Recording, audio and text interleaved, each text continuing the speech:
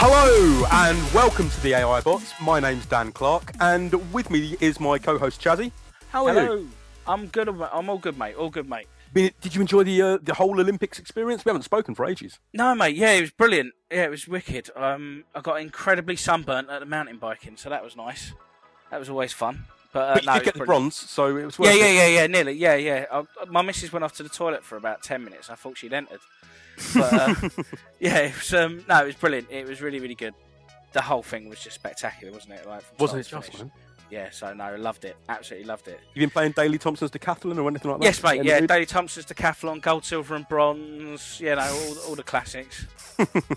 Yeah, it's been excellent. See, those kind of games, they never feel the same when there's been a few this year released for like the iOS devices, and they haven't felt the same because you're not actually waggling a physical stick, and when it's a touchscreen, it's not got the same.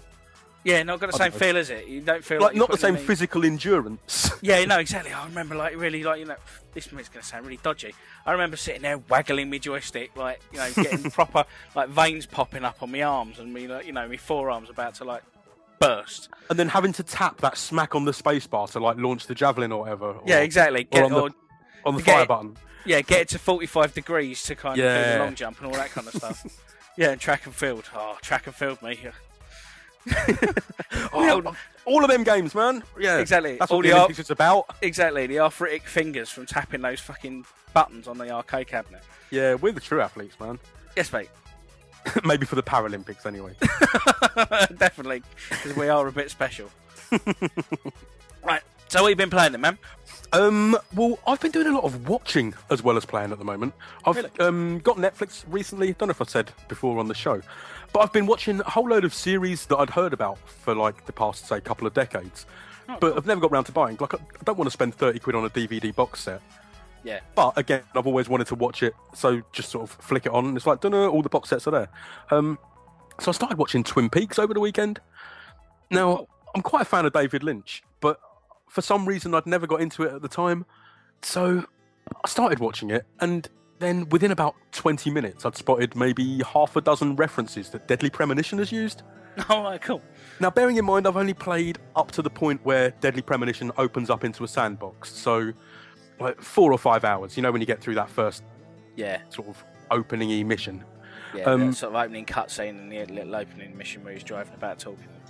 Yeah, well, I think I've done sort of like 3 missions. I've done like the first couple trying to find this killer. But they've just been en route to the game going, oh, by the way, there's all this here. Okay. So, yeah, within watching 2 episodes of Twin Peaks, I was like, oh, I really want to play Deadly Premonition, really want to play it. So, yeah, pulled that out. And again, within a couple of minutes, there were like references that I hadn't noticed were Twin Peaks references when I first played it. And then it just brings a whole new sort of reason to enjoy it. So you're picking up like nice little Easter eggs and stuff out all the way along now.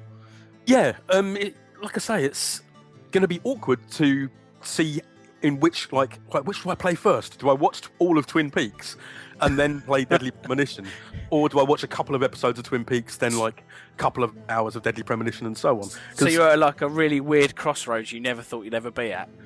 Yeah. I wonder if anyone.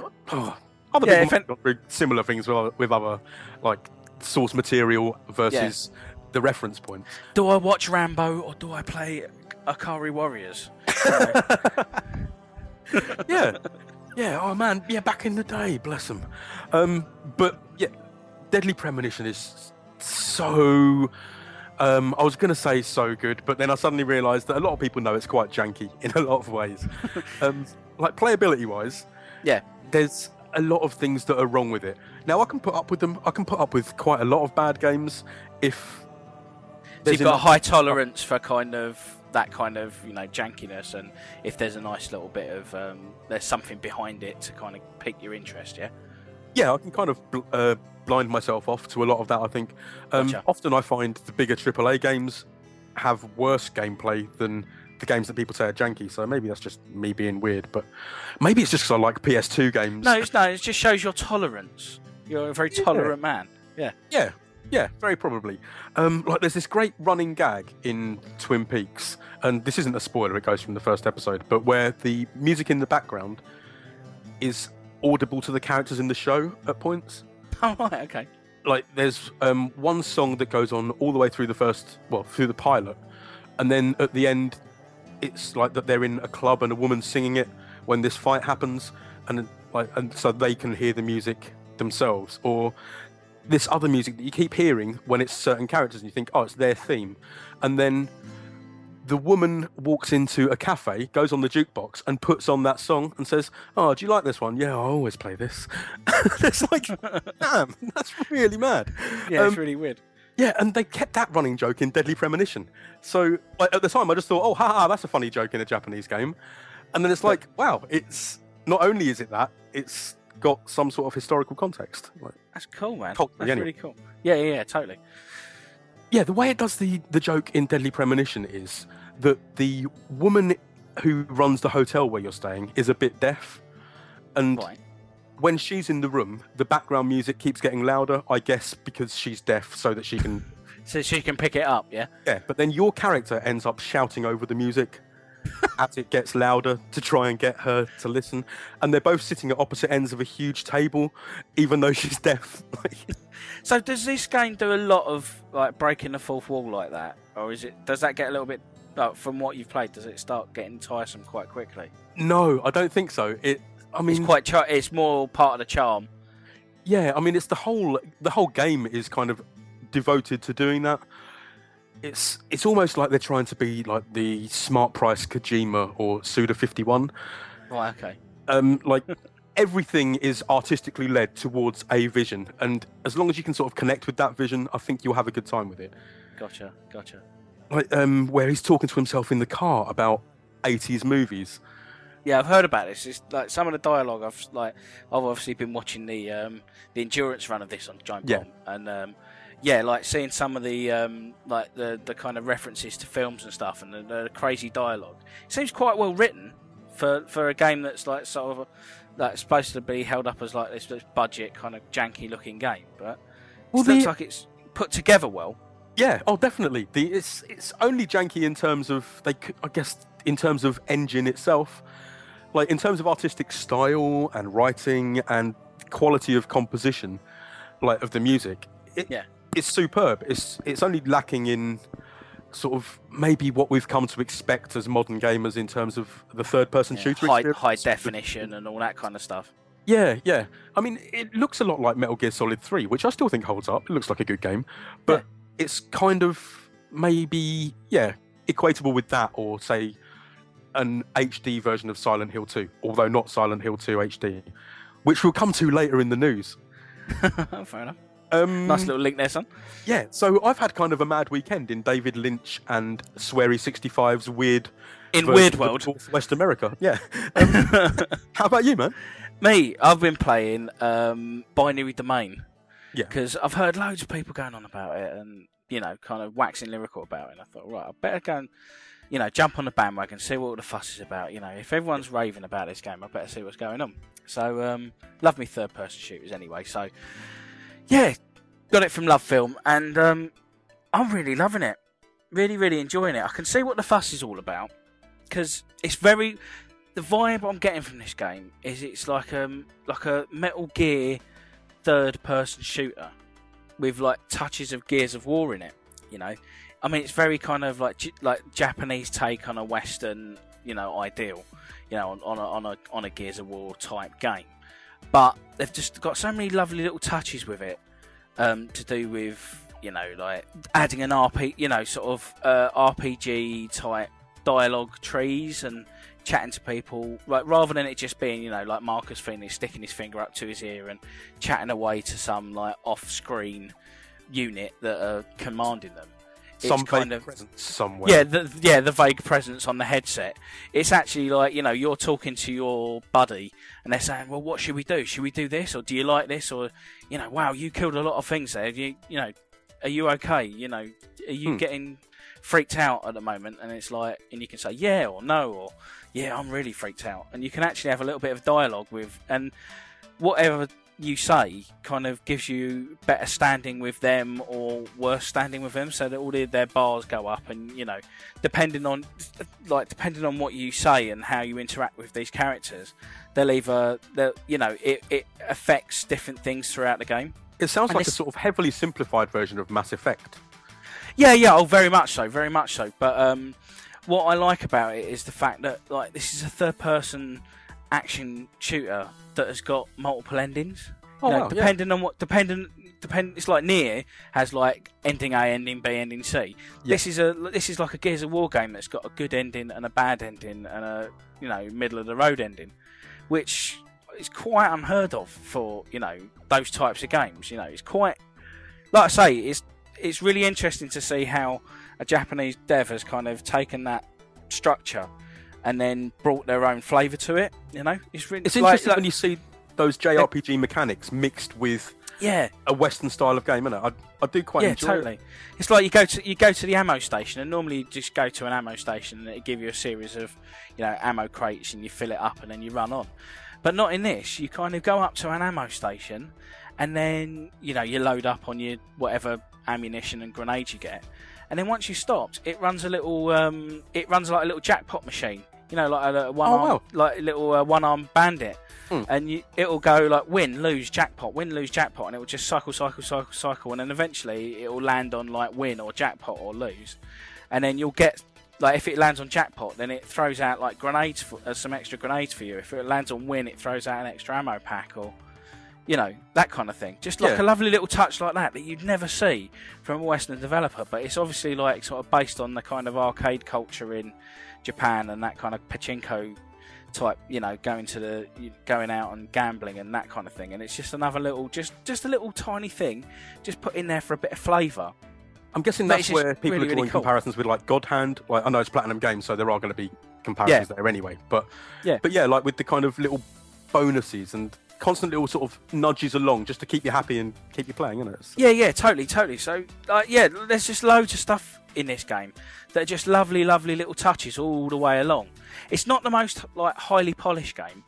I mean, it's not by any stretch of the imagination bad. I mean, it's very, very well done. But you can see that obviously they had a budget and have had to stay within that, because some of the environments are quite empty, and you feel like you're running through corridor after corridor after a while. It seems like they've tried to save a bit of budget every now and then, but overall, but then to offset that, they have like absolutely wondered. Like every single character feels really unique and feels like they're really fleshed out. Wow.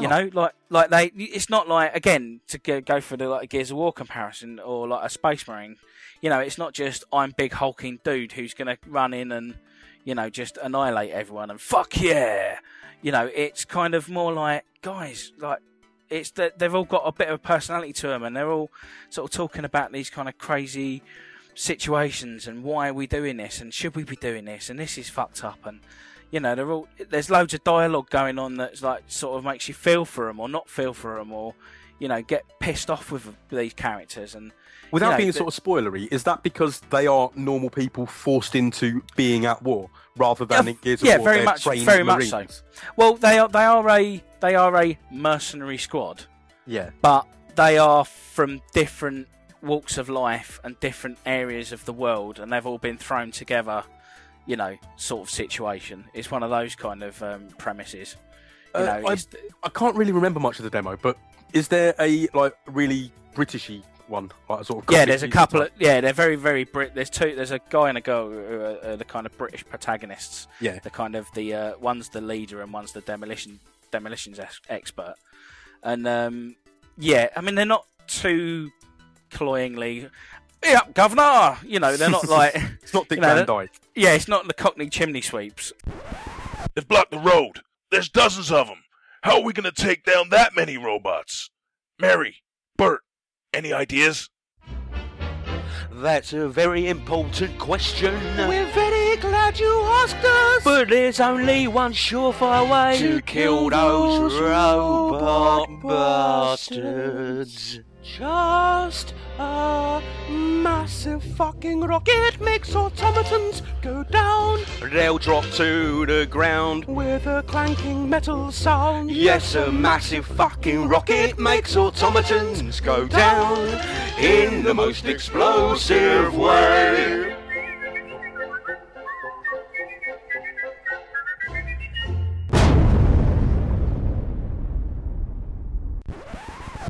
But they are they are your kind of stereotypical kind of English characters in video games. You know, slightly hacky, but yeah, no, like I said, these are actually characters that you actually, through the course of the game, you actually start really caring about them and really kind of wanting to them to do well.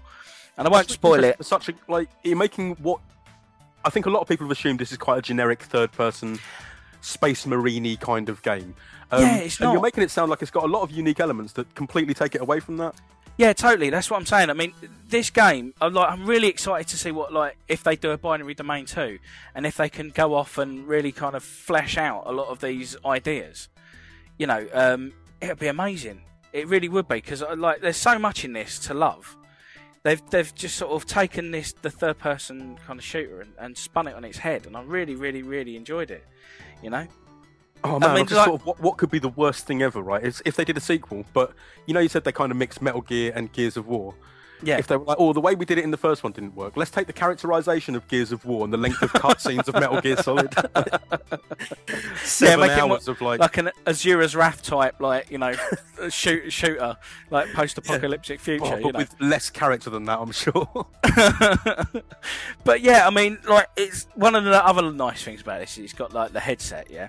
Yeah. And you can issue voice commands. So rather than doing, as I was saying about the dialogue options and you're chatting away to people, you can actually, they'll say, so, are we going to do this or are we going to do that? And you go sort of, Roger, and then down your headset, and then they go, oh, right, so you're really up for that idea. Okay, well, let's go and do it. And it's and that's great when it works. But it doesn't like the Essex accent. It doesn't like my kind of incredibly common voice. So I'm sort of sitting there going, cover me, cover me, cover me. But it's but having said that, if it did work, it would be a great feature. Yeah, it really for the first 10 minutes when it was working well, I was actually feeling quite immersed in it. It was quite funny to be able to chat away to Big Bo and him go wow, she's got a fine ass, and you go, yes, and he goes, yeah, I thought you'd agree with me. And he's nods and winks and stuff to breaking the fourth wall a little bit. And it's wicked. But it was such a shame that it did, it didn't really pick my accent up very well. But there's loads of little stuff like that. Is it better than say Mass Effect 3 with Kinect? Did you try that at all? I've not tried that, no. But it's better than Mass Effect 3 in as much as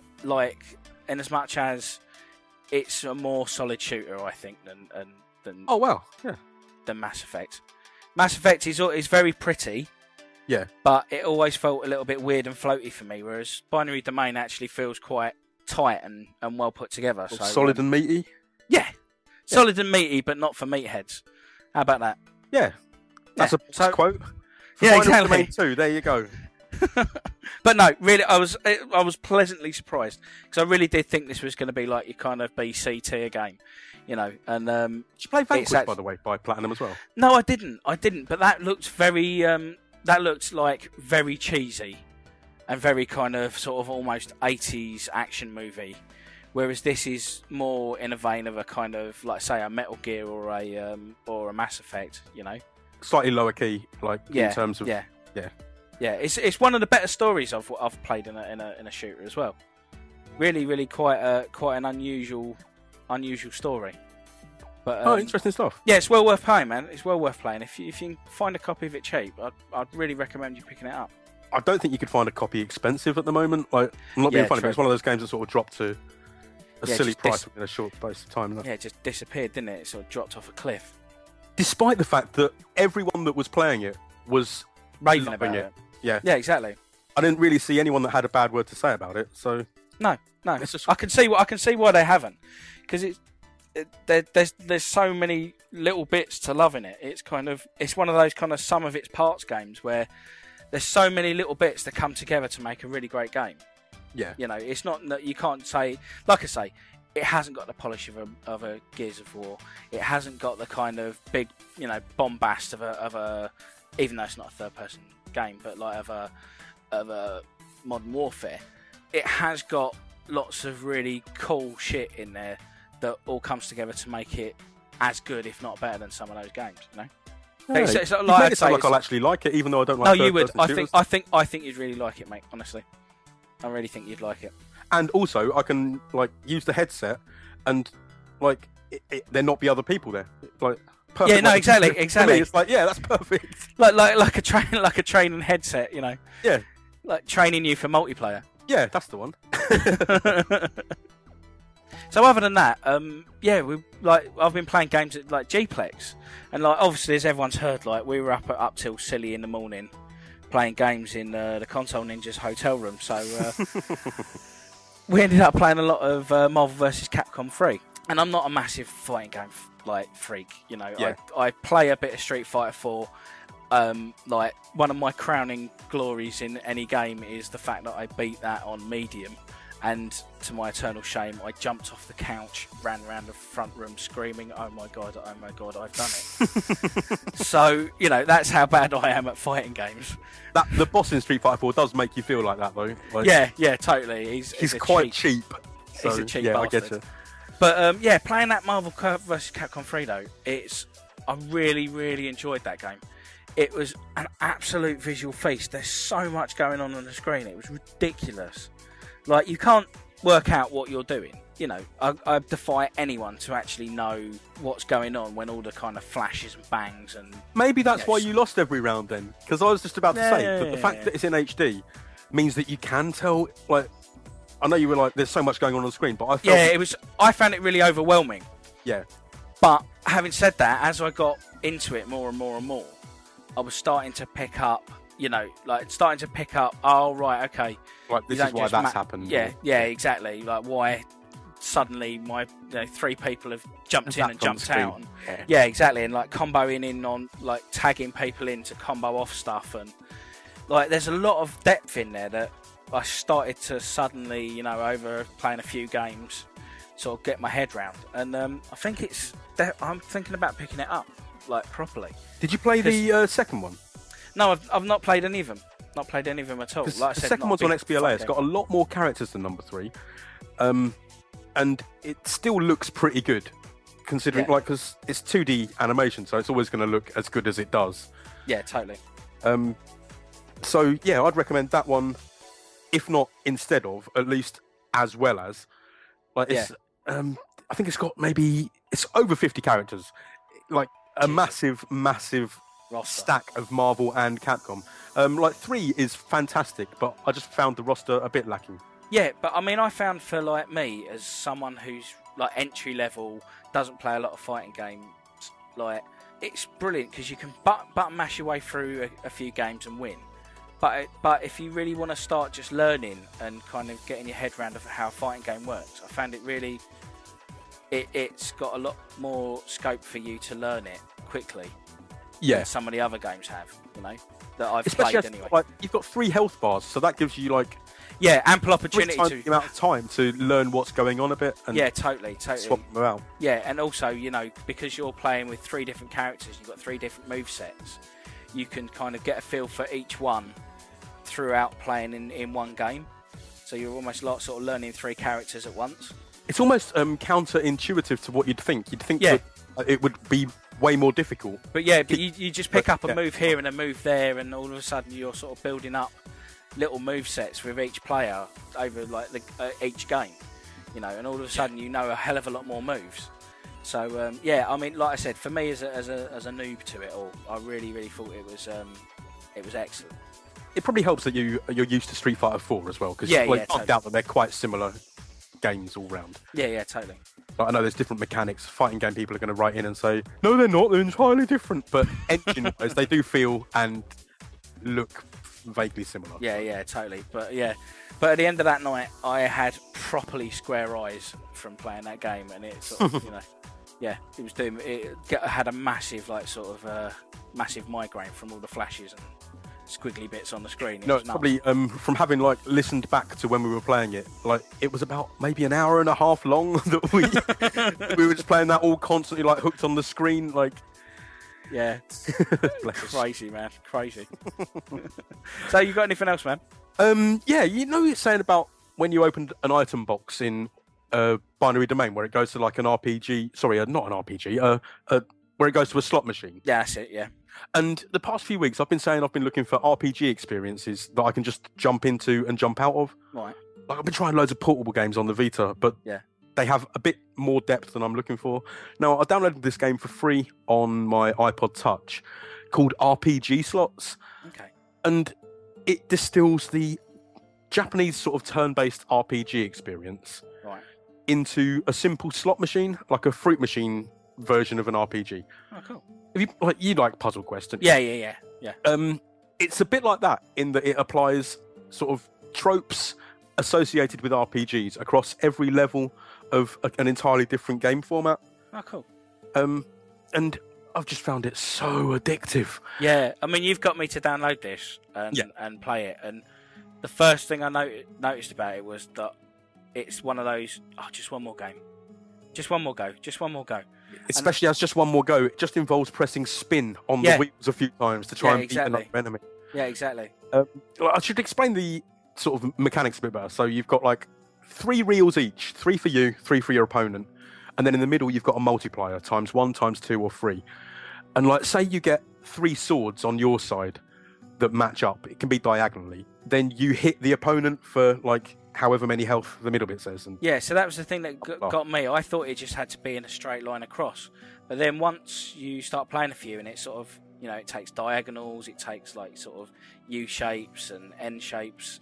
Yeah, as long as they touch in one direction, either, diagonally on the first corners 3 or reels. whatever, So, so you're getting all these kind of... The only thing I found with it is you don't have a lot of control. It is very at random. It is just like you say, a slot machine. It's just very kind of pull, and hope for the best. There's a lot of luck involved in it. It's almost like a parody of in Final Fantasy where you're just pressing the X button over and over. Totally. I was unsure if that... Maybe I'm looking too deeply into it, but I was like, is this game like a big parody of that? And like the fact that what damage you do is basically based on a slot machine, like a random number dice generator. And I was like, is this just a really clever piss take of that they've managed to actually get to work as a whole gameplay experience itself? Because I'm now like, 5 dungeons in. Yeah. So I'm getting a bit more control. Like, say, once you start buying your shields and buying different items to use against the enemy, and then you can build up, you can stun them. Yes, I saw that. You can sort of stun the enemy, and then you get like 2 attempts. You get 2 spins. 2 spins, yeah. If you pump 15 experience into a certain level stat, you can then have 3 goes when you stun them and that kind of thing. Okay. Or rather than having to get 100 charge points to use your stun, you can then drop that down by each experience point that you put into it. So you can end up only having to get, say, 80. To get your charge, so you're then getting it quicker as well. So there is quite a lot of depth to the mechanics behind it. Yeah, see, I noticed in this game it had a lot of kind of... There's obviously microtransactions in it, and you can pay to level up this and that, and buy new weapons and stuff. Did you find yourself tempted? Now you've got really into it to pay for those. No, I'm getting enough coins just through playing the game. Yeah. To buy the stuff anyway. You don't feel sort of pressured into, having to do it because the game goes on and on and on and on and on, and you're kind of too weak to get to the next dungeon or whatever. It literally hasn't even offered them to me yet, other than when I've gone into the shop menu, it loads up the paid for items first, but then you just click on like the next thing along, and it's gone. I really haven't noticed it. I like that because there's one thing I hate about iOS games that do that kind of pressuring thing. It's one of the first things that makes me just turn it off. Yeah. And get rid of it. So it's nice that it's not pressuring you into doing it, or lengthening it to the point where it's almost unplayable. If anything, I'm almost slightly over leveled. Well, I was for the last dungeon. This one coming up now, I'm going to have to do a bit of grinding. Yeah. Through just playing it for a few days without paying for anything other than with in-game coins. Yeah. I was over leveled, so it's not like it holds you back artificially or anything. It's quite the opposite. Yeah. It's a really sort of generous little game. It's a nice little train game where you can just sit there and get addicted to it for half an hour while you're, going between stops, and once and then you can come back to it and just keep grinding away. See, I've seen a few people the past few weeks saying that they'd like some kind of... They were looking for RPGs on the Vita. I saw a few people in the past few weeks have sort of been saying, what I'd really love is something just simple and turn-based. So yeah, if you've got an iOS device, I'd say give this a go. It's simple. It's silly and it's very simple. Yeah. But the depth, once you get into the depth behind it, it's like, man, there's so much going on here for what is essentially, as you say, just pushing one button over and over and over again. Like I say, that's exactly what you do in almost every JRPG. Yeah, so totally, man. I don't think of it as a clever piss take, and I think you'll enjoy this. That's cool. That's cool. I did think it was did think it was good. Like I said, I thought it was a bit simple and a bit like kind of, OCD of kind of like hit the button, hit the button, hit the button, hit the button. But I can see how you can get really into it once you get further into it, man. Once I played it, I realised that was exactly the game that I've been looking for ages. For ages and ages. Yeah. Like, it fulfills everything I've been saying I've wanted in like almost the entire run of this show. It's like, you've distilled it down. Like, you've made the perfect game for me. Thank you, whoever made it. I should learn the people's names. Yeah. The shout out. You been playing anything else, man? Well, haven't been playing anything else. What I've been doing is going deeper and deeper down a dark rabbit hole. When I was up at Gplex, Jay Stokes kindly sold me a Dreamcast. Yep.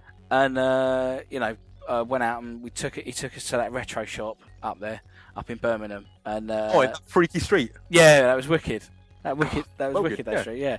And it ended up getting a Dreamcast and a couple of games, and getting into just old retro stuff, because obviously I've always said on here, I've got a massive knowledge gap when it comes to the Dreamcast. So I thought, right, get myself a Dreamcast, get myself a couple of games, see what all the fuss is all about, and blah blah blah. Then I hit eBay. I thought, right, well, let's see what games I can get. I need to get a couple of cables. I want to hook this into a PC monitor, and that's when it all went wrong. I have spent so much money; it's ridiculous. I got on there and was looking for I wonder how much Shenmue is. Okay, it's only 20 quid. Oh, I'll get that. Right, okay. Then, you got a good deal on that though, man. Yeah, totally. I mean, it was unboxed, but got a really good deal on it. And I thought, all right, that's pretty reasonable. Okay. Look, there's Jet Set Radio. I know it's coming out in HD, but let's get the original. Let's see what the original's all about. And then, on the sidebar, it was Nintendo 64 games. Oh, I remember having a Nintendo 64. Oh yeah. Oh, do you know what? I can't remember where my one is. Oh yeah, I gave it to someone. I really should have another go on in Nintendo 64. I'll tell you what, I'll just see how much they are. And then all of a sudden, 3 hours later, I've now bought a Nintendo 64 as well. I've bought GoldenEye, Diddy Kong Racing. I've got a couple of other games on the way. I've got all these crazy VGA cables for the Dreamcast coming, and I've spent about 60, 70 quid on old retro stuff, and it's mental. And I've literally had to have my girlfriend take my credit card away so I don't spend any more money on it, because I'm going to be skint by the end of the month. Oh, bless you. Yeah. Well, the thing is, that's only about the same as the price as a new game, though. Do you know what I mean? Yeah, no, totally. You've got 2 consoles and a couple of games. I know, so it's mental. But it was crazy, sort of going, I wonder how much Majora's Mask is on the on Nintendo 64. Oh my god, it's 65 to 80 quid, depending on where you buy it from. Well, right, okay, all right. Let's have a look at Banjo and Kazooie.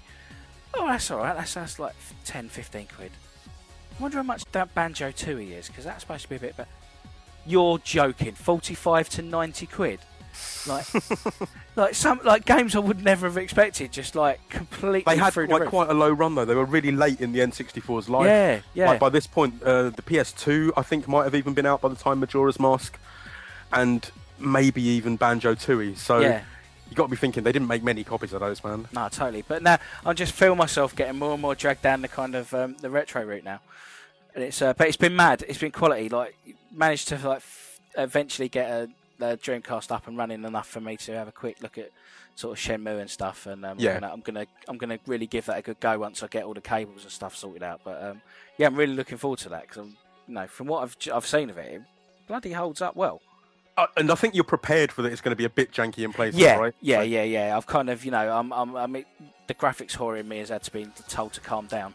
Once you get your VGA box though, that game won't look far off, say, the beginning of this gen-ish. Yeah, do you know what I mean? I mean, it looks really good on the sort of S-video cables that I've got plugged in at the moment. So but apparently it's supposed to look even better with, like you say, with the VGA cable. So I'm really looking forward to that. So once I've got that sorted, I think I'm going to get.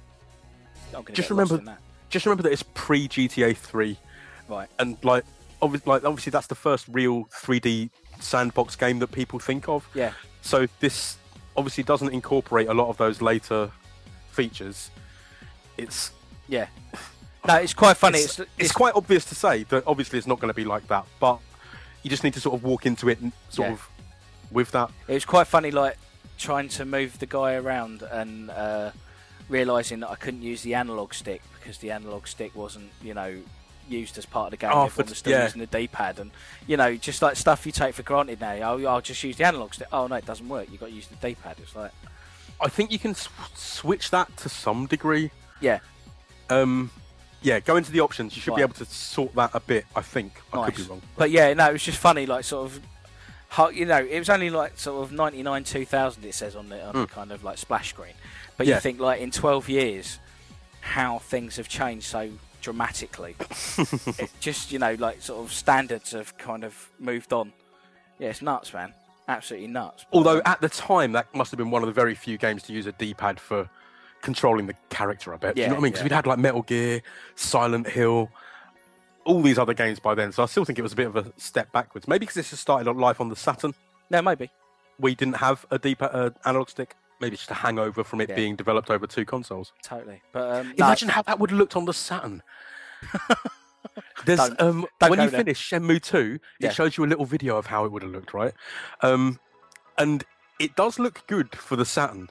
But when you think of the scope of the game they were trying to make, it was stretching the Dreamcast. It would still, the ambition it would take to do it now, if you did it in HD, the costs would be so astronomical. Yeah, it'd be ridiculous. The fact that you can go into your mum's kitchen drawer and just pull out any of the implements and look at them, from different angles.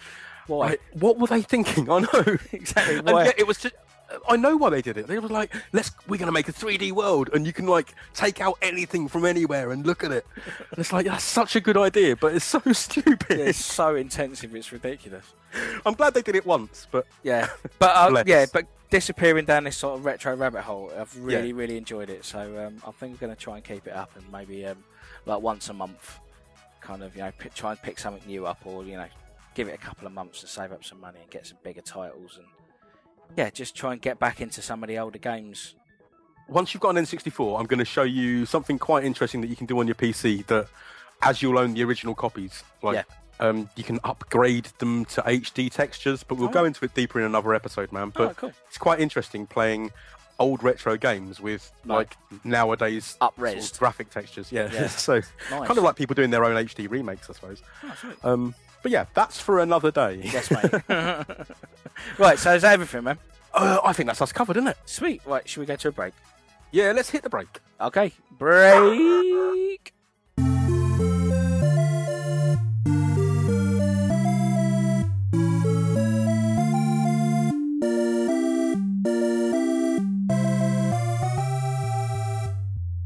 Oh, mate, this is great.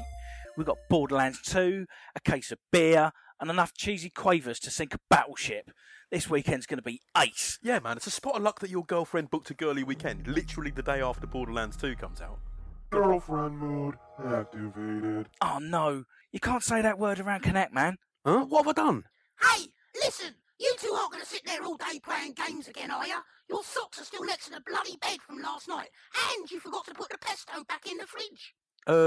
We were going to play Borderlands 2. Oh, no, you're not. You always play them shooty games. What about Dance Central? I like that one. Or Wii Sports. Wii Sports isn't even on the Xbox. Yes, it is. I played it round Susan's. Anyway, you should be changing the fuse in the Dyson. I told you yesterday. And that creaky stair's getting on my bloody nerves.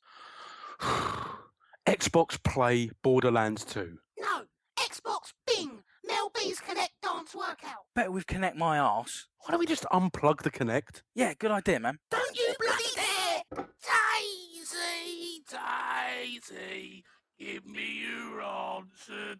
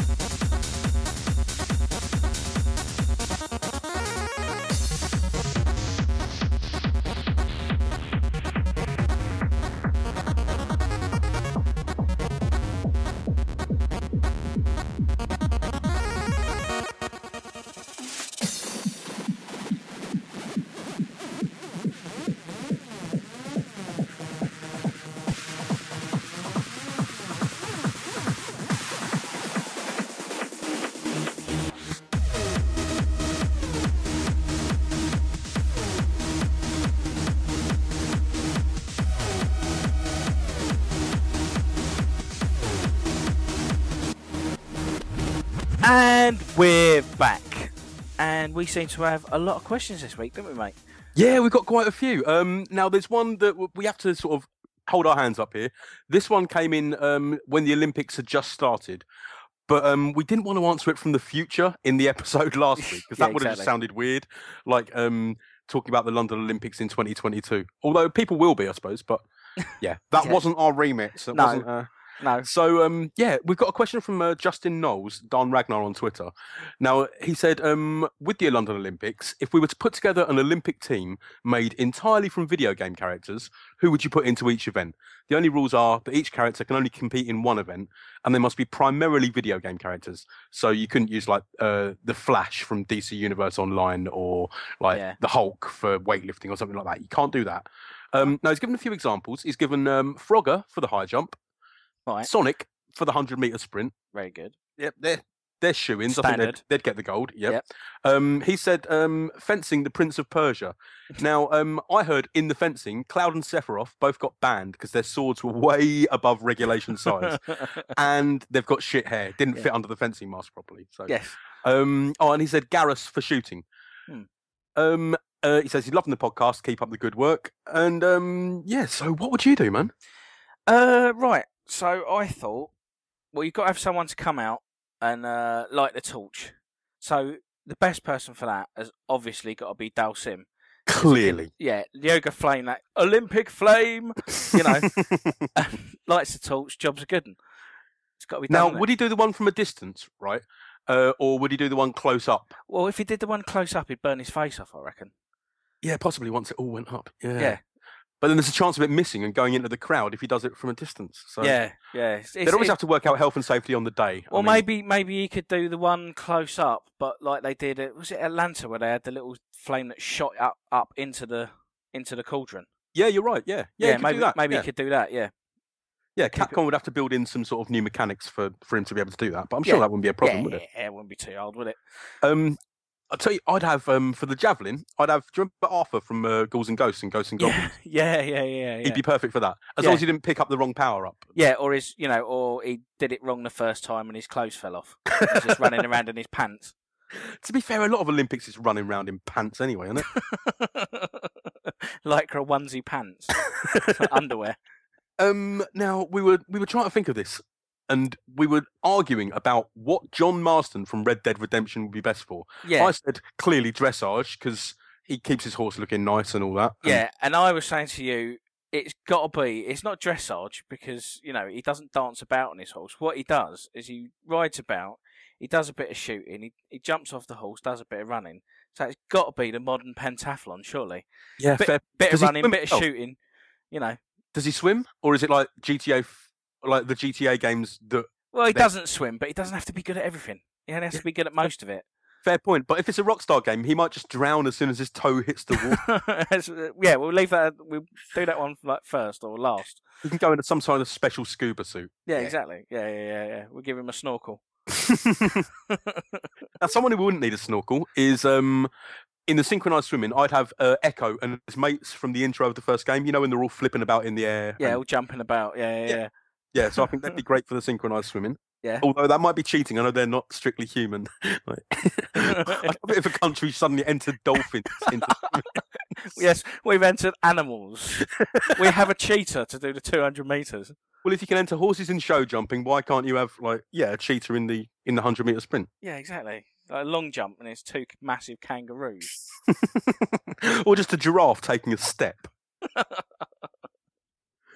Superb. Yeah. So, what about taekwondo, mate? That's an event, isn't it?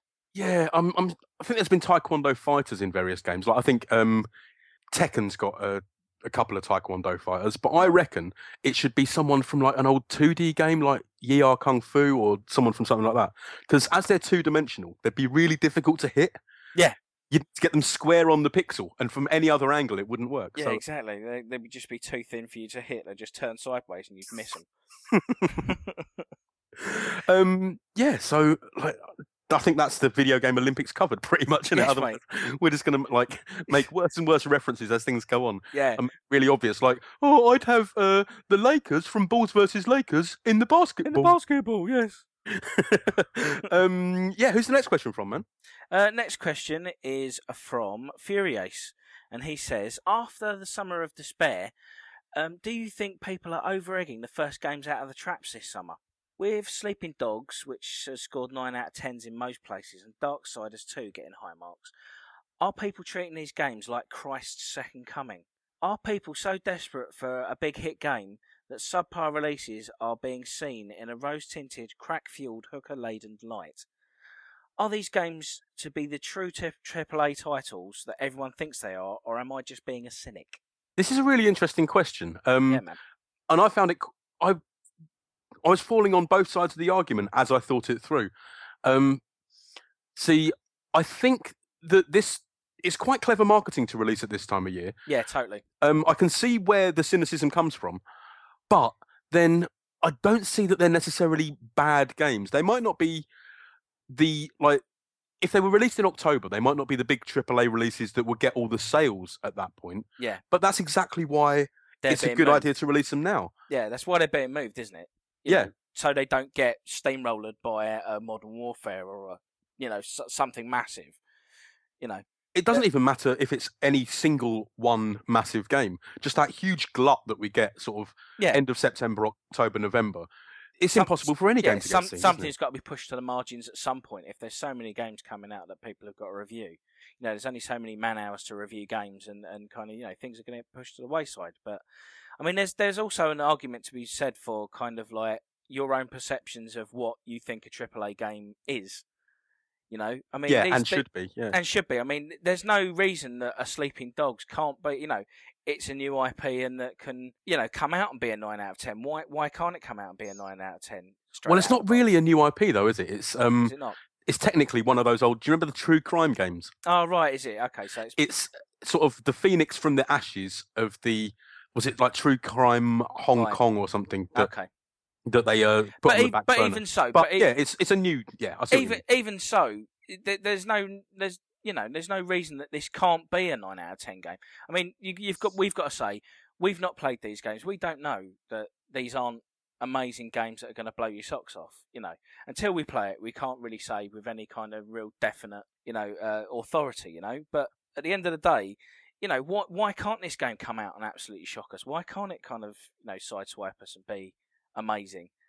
Also, isn't that what we all want? Yeah, especially in a surprising time of year, at a time when everyone is clamoring for a new game, aren't they? So I totally see Furiace's point. I really do, but I can't see what can be done about it. I don't think there needs to be anything that is done about it. I think it's just slightly cynical on their part, marketing. But if it suits everyone, there's no loser, is there? So no, exactly. I mean, we are talking about fine margins as well.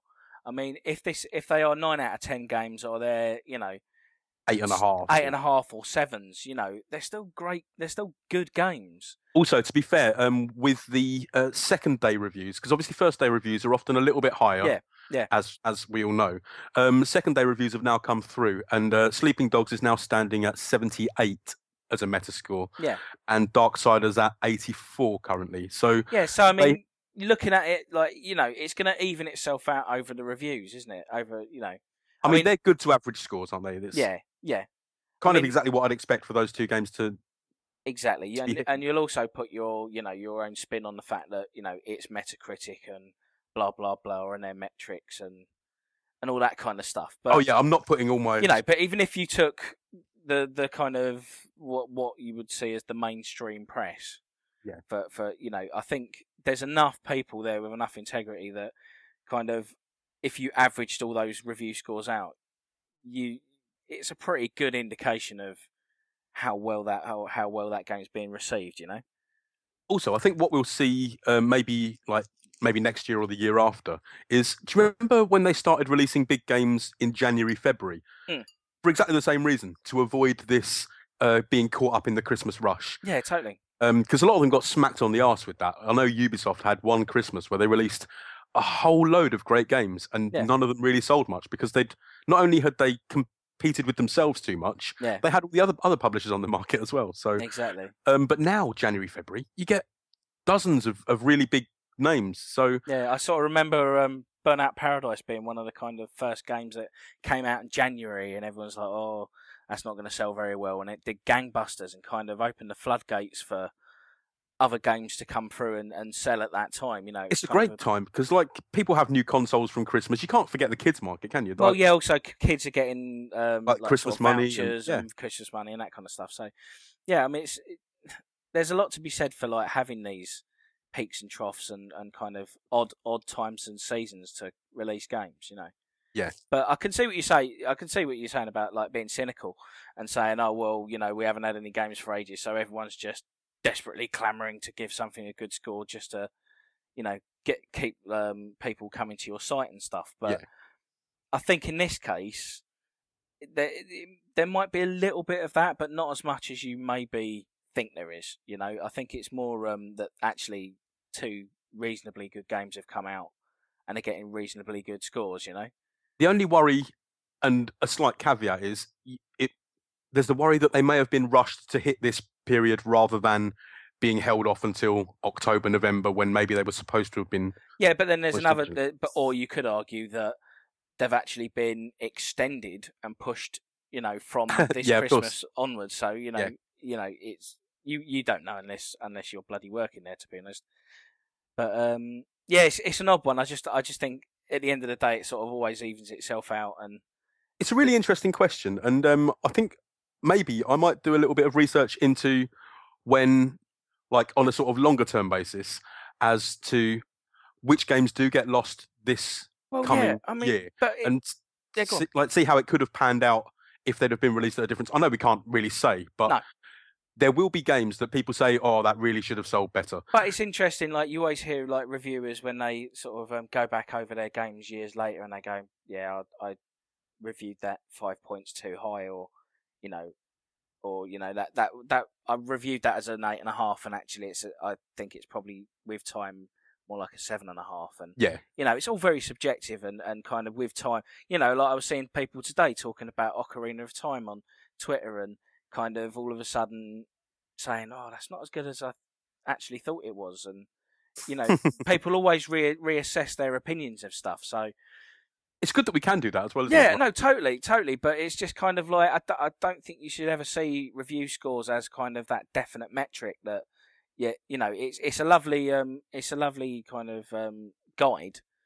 It's like a snapshot in time, isn't it? Totally. Yeah, totally. It's sort of set in stone. Yeah, judgment. I think looking back on review scores, you shouldn't really put too much weight on them. You know, it's like if it word of mouth about a game, you know, is worth a lot more now, you know. I think so, and hopefully that leads to more people actually reading the text of the reviews rather than just looking at this arbitrary number at the end. I think people are becoming a lot more savvy to that kind of stuff as well. So, great question, man. Yeah, thanks for that, man. It's had us thinking for the past sort of day or so. So awesome. Totally. We also had a question from Dave UK 82_02. Yes. Now this question came through. Just the right time, I'd say. Yeah, he timed it perfectly. Yeah, because obviously this week Gamescom is going on in Leipzig in Germany. And he asked us the question, where's the love from Sony for the PS Vita? Now, one day later, we now know that Sony have actually had quite a love in for the Vita at Gamescom. Yeah, exactly. They've announced everything for the Vita. It's quite mad. It's been stunning. Like, it's a list that they could have spread out across the whole year, I think, and maybe should have done. Maybe some of these should have been E3 announcements. Well, I was a bit puzzled at why suddenly you'd announce all this in Germany, in Europe, you know? It's like they don't... I mean, having said that, I mean, they've got like kind of a bit of a history of kind of making PlayStation announcements at Gamescom, you know. There was they announced their TV service for the first time sort of over here, and all their kind of odd stuff they kind of they talk about, don't they? Oh, that's interesting. So to actually have such big announcements here is kind of you know, it's quite unusual. But see, I was wondering if it's partly that obviously the Vita is like underperforming worldwide, but I've heard that European sales are pretty low. So I wondered if it was anything to do with that. That this is the region that they need to sort of really push it in. I know everyone from around the world watches all the conferences anyway, but I didn't know if it was like a sort of show of support from Sony for the region as a whole. Yeah, it makes a lot of sense. I mean, we've been banging the drum for them really getting behind this and kind of, especially the Vita, get behind the Vita and for God's sake, release some games. So it was nice to actually see the first thing they came out with is like, here's a game, here's a game, here's a game, here's a game. Get these on your Vita, And they're obviously, 6 months down the line, really, really trying to push hard to kind of get people on board, And you just give people more reasons to buy the thing, isn't it? It's, well, yeah, because totally. PS1 support is coming August the 28th. Now, that's something that I've harped on about for ages that I can't wait to see on the Vita. Yeah. But at least we've now finally got a date, which is nice. And then PS Plus, cool. that's coming later in the year. Yeah, that's going to be amazing, especially if you've got both systems like the PS Vita and the PS3. Because you're going to really be getting the most out of your subscription. Yeah, you're going to have like a nice little library of games there, isn't it? Like on both systems. Totally. So, because I've got PS Plus and I haven't got a PS3, and everyone's like, "Why have you got it?" Other than the fact that I won it, so I didn't really have a choice. But, but yeah, I'm well looking forward to that, so I can finally get some usage out of it rather than just saving £1.12 on certain purchases on the store. Yeah, totally. So, what did you think of this cross-buy? I think that's really interesting. It's a really clever move. Well, I hope it's a clever move. It's quite a so what is it for any? So anyone that doesn't know, cross-buy is a system where if you buy certain games on the PS3, you'll get the PS Vita version included as well. And this isn't just for like small like titles like minis or anything like that. This is for like big name first party games like Sly Cooper. Yeah, it's not downloadable titles. It's kind of boxed retail. But it only works one way, apparently. You can't buy a game on the Vita and then get the PS3 version. It only works if you buy a PS3 game. Do you think these Vita games are actually going to be released in boxes? Because otherwise, I haven't got a PS3, but I'm going to buy any of these games that I was going to buy anyway. I'm now going to buy on the PS3 so that I have that version as well. Yeah. And I thought the situation was that all games on the Vita had to have a downloadable version on the PS Store. Yeah, they do, but I'm thinking that maybe these games won't even have a retail release. The retail release will be the PS3 and Vita. Oh no! I think they'll have a store presence, but I think it will be, highly inflated in price. To make you, but it'll be like the same price as buying it on the PlayStation 3, I'd imagine. So but then they know that no one will buy it on the Vita, otherwise, because you're just going. Well, yeah, but then the one or two people who want to just buy it on the Vita, they're going to make their money out of them as well as. Yeah, I think this might be a sign that they're going to concentrate more on digital for the Vita. But again, that's pure speculation. But I just can't see that they can market, say, any one of these games, PlayStation All Stars. So you've got the Vita version on the shelf for £30. You've got the PlayStation 3 version for 35, say 30. It's going to be around the same price after a week or two. Yeah. I mean, it's going to be very interesting with our marketplace, where PlayStation 3 games like sort of drop in price. You could end up getting a Vita game and the PS3 game for cheaper than the Vita game. Yeah. Yeah, which is nuts. Yeah, which is why I think possibly they won't actually get releases. But we'll wait and see. Yeah. Who knows? But yeah, it's going to be. It's a great idea though to try and push the Vita that way. Well, especially now they've got the cross controller stuff as well. Which what do you think about that? Man? Well, I think we all knew it was coming to some extent, but yeah, I mean, this is essentially Sony doing their Wii U stroke smart glass type thing. Yeah, exactly. Now it seemed that's what the Vita was built for when the Vita was first announced. It seemed like there was going to be that possibility, but so you think it was always built as a companion? Yeah, I think so. This is the kind of stuff that they sort of, if not promised, at least hinted at when they first announced this. Was it the Tokyo Game Show? Wherever this was first, the Vita was first announced, they sort of hinted that was going to be possible, that there would be cross compatibility. Because at the time, people were like, "Well, doesn't that just make it a Wii U with the PS3?" Well, yeah. But yeah, it looks like it's really well integrated into the games. Like Little Big Planet 2, the new DLC has cross controller support, doesn't it? So. Yeah, no, it's going to be interesting to see like how that does, because if you look at the last time they did something like this, it was, with the Move controllers, and you had like, Kinect, the Move controllers, and the Wii, all doing the same thing, and kind of Move was the one that sort of crashed and burned out of the three of them. So it'll be interesting to see if that happens again with this. Well, with that, all of those things were, well, not all of those things, Connect and Move were the same sort of time period. But we had been around so long, whereas with this, they're all going to hit within the same... At the same time, yeah. Now, it'd be interesting to see where the market gravitates, or if they gravitate to it at all, you know? And also... I've got a funny feeling it's going to be... they're all going to offer slightly different products. Like, you know, I think the Microsoft one's going to be more like a special features type situation. Do you really think? Yeah, I think it's going to be more like DVD extras and type stuff. Whereas I think like PS cross controller stuff, I think that's going to be more integrated Wii U like than the Microsoft one. And I think the Wii U one will end up being slightly less, slightly more experimental with what it does, but slightly less used over the lifespan of the system. Well, also, this can only be used optionally, really, can't it? Like, developers can't really force you to have both consoles, so... No, exactly. So, yeah, there's that situation as well. You know, are people going to pump money into this, you know, to put cross-controller support in if only, say, there's an adoption rate of, like, 10%? See, that's where I think that smart glass will work like that they know that they've got an installed base of whoever's got an iPhone, an iPod, an iPad, or whatever. I think they're trying to... But because you're running over so many different systems, it's going to be hard to standardise it. You know, at least the other two have a standardised system to work with. You know, if you're going, well, it could be on an iPad, it could be on a Android tablet. You know, it could be this size, it could be this size, it could be this size. You know, I think you're going to end up getting into a situation where they're kind of going to try and homogenise it into.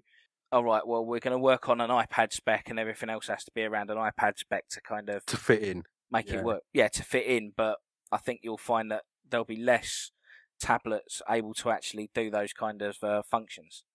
And I suppose then that will limit what sort of lengths they can go to integrate it with the gameplay.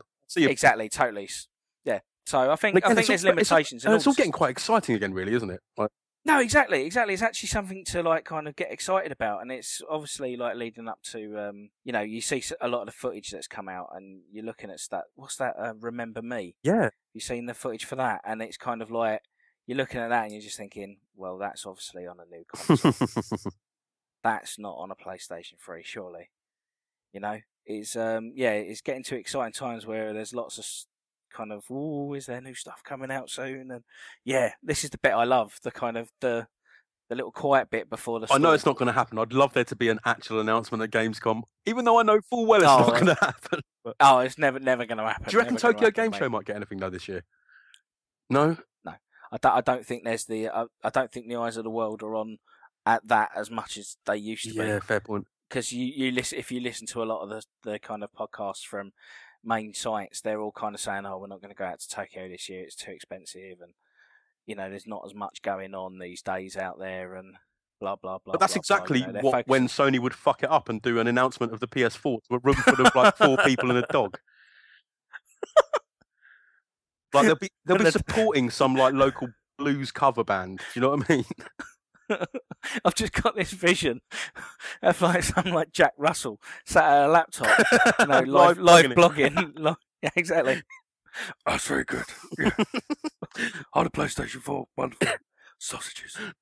Yeah, but like, who reads his blog? bowwowwow.com. There were some other little Vita announcements as well. So, sorry, Dave, we've gone off on a rant on your question, as we often do. They've announced just a few little extra tweaks. It's now going to support iTunes playlists, and that's pretty. It is cool. It's not much, is it? But at least it means that people can use it as an iPod, and it gets it closer to that being all-in-one device that Sony seemed to want us to think. Yeah, I mean, I'm assuming that's picking up. Did they go into details? Is that picking up sort of over the what's it called, the iTunes like sort of wireless syncing thing? Oh, I'm not too sure if Apple would sort of allow that to hook on. Sort of over as far as I know, it's just that it accepts M3U files. So if you've got the MP3s on your Vita for that playlist, you can just. Right, so it might be so this might actually be a tethered thing that you've got to plug it into your computer and it will read the. Read the data from your machine. Yeah. Okay. In fact, you can't really get much on the Vita without plugging it into a PC or PS3. It's a very, very closed system. but I can see why. Right, gotcha. Having seen what Yeah, they did with the PSP. So yeah, they've locked that bad boy down. now there's something else that should have been in there, I think, from day one, and it's only people are going to say it's a small thing, but I don't think it is. Button support for the menus on the Vita, so we don't have to use the touchscreen for everything anymore. So I think that's I mean, I'll be honest with you, that's one of the main sticking points of me. I know it sounds really sad. I haven't bought one yet because I can't use the face buttons to control the menus. But yeah, it's one of those things that actually has made me sort of sit up and take notice and go, "Oh, actually, that's getting a little bit more appealing." Also, now. as a perception, the fact that you can't use the buttons makes it seem a step backwards from the PSP, where you could. Yeah, it's weird. Like I was so used to using the buttons on my PSP. I was so quick at finding what I wanted on there with that cross-media bar.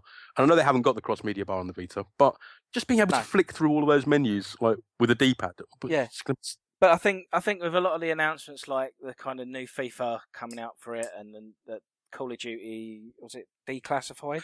Black Ops Declassified. That's the one. Yep. Coming out as bundles and the Little Big Planet bundle and stuff. I think there's going to be a lot more people kind of coming up to Christmas thinking, do you know what, this might actually be a bit more of a valid purchase. Well, it's like that guinea pig 6 months is now over, isn't it? It's weird. It's like I was saying to you earlier that it's almost like they took 3 months of like listening to the complaints and the queries about the system, and then kind of spent another 3 months kind of addressing them all, and coming up with this announcement at Gamescom. It's kind of weird. Well, I think we always forget that. I know Sony get slightly maligned for their firmware updates sometimes, for the number of them that they do. But with the original PSP and like the early days of the PS3, each one did seem to hold sort of bundles of stuff. Sometimes you'd get a whole load of new features, and it was something like having a new PSP. Like you'd get, say, when they put on like internet radio and updated the browser and Skype and things like that. Yeah, it's like, wow, I can do all this new stuff. So I know. Yeah, so I think they've got a history of it, but it's just nice that they're actually doing it.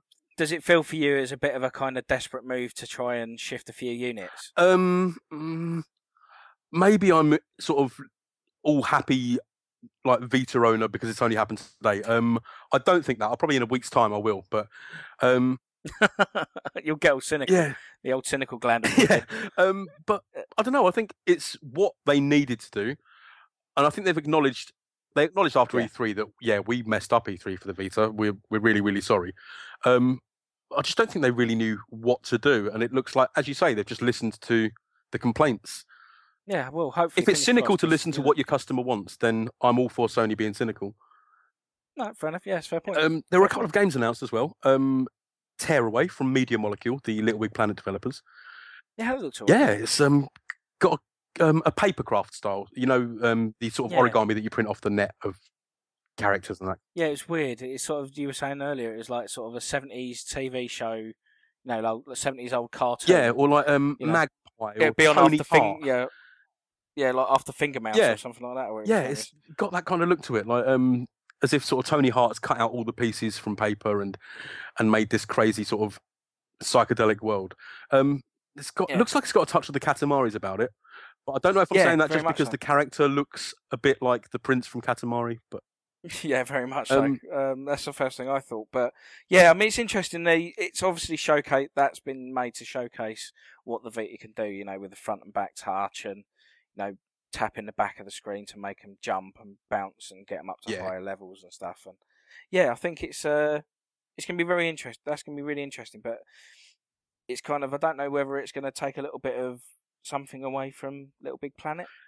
I think as this has only been announced today, it's going to be quite a long while down the line. Like Little Big Planet Vita is going to have it to itself until, say, Christmas, mid next year. Gotcha. And that looks like it uses such good use of the touchscreens and stuff as well, doesn't it? Yeah, very much so. It almost looks like Little Big Planet's finally on the system that really makes it all make sense and make it work. Well, yeah, I mean, like you were saying earlier, like, if they can really integrate that with Little Big Planet 2 and kind of, bring levels from and to and from and, really kind of, you can create a level on one and send it to the other. Yeah, well, I think with the DLC supporting the cross-controller, I think that suggests that it has to be able to run Little Big Planet 2 levels. Yeah. Even if it's just the ones from this DLC, but I think it will run... No, it'd be amazing. Yeah, it'd be absolutely And then there's a Killzone game, which some people would be very happy about. Some people will be meh.